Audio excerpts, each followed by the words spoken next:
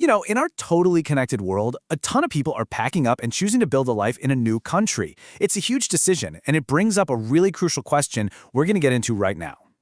So, what's the real story? Is living abroad this incredible golden opportunity for growth?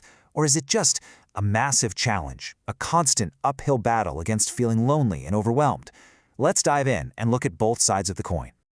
Okay, first up, let's talk about the powerful case for living abroad being a completely transformative experience. The core argument really boils down to this. Stepping outside your comfort zone is the fastest way to grow. And at the very heart of that growth is one key skill: adaptation. Think about it. You're dropped into a place where everything is different. The language, the customs, even how you're supposed to buy groceries. You don't really have a choice but to adapt. And that whole process forces you to see your own culture and your own assumptions from a totally new perspective.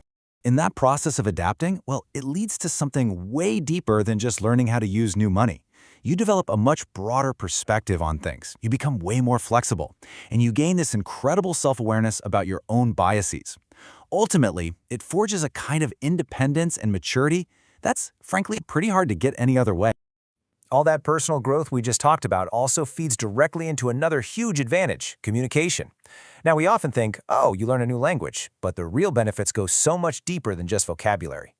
Yeah, this really breaks it down well.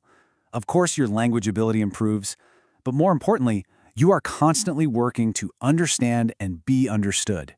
This forces you to become a better listener, to pay attention to body language, to tone, all those nonverbal cues. You start to get the cultural context, You learn not just what people are saying, but why they're saying it the way they do. But of course, it's not all sunshine and personal growth, right? Now we have to look at the other side, the very real and often very heavy emotional and practical difficulties that come with this journey. Let's start with the big one: homesickness. And we're not just talking about missing your favorite food. This is a deep emotional ache for your support system, your family, your friends, all the familiar comforts of home. That kind of separation can lead to some serious loneliness, making you feel completely unmoored. And that emotional strain has real-world consequences. It's not just in your head. It can absolutely chip away at your motivation, have a huge impact on your productivity, and even start to affect your overall health.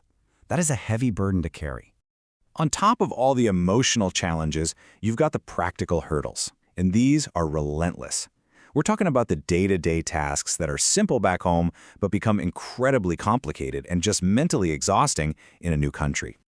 Just look at this daily maze. Finding housing, navigating endless paperwork, just figuring out the bus system, all while constantly battling a language barrier. Each of these things is a challenge on its own.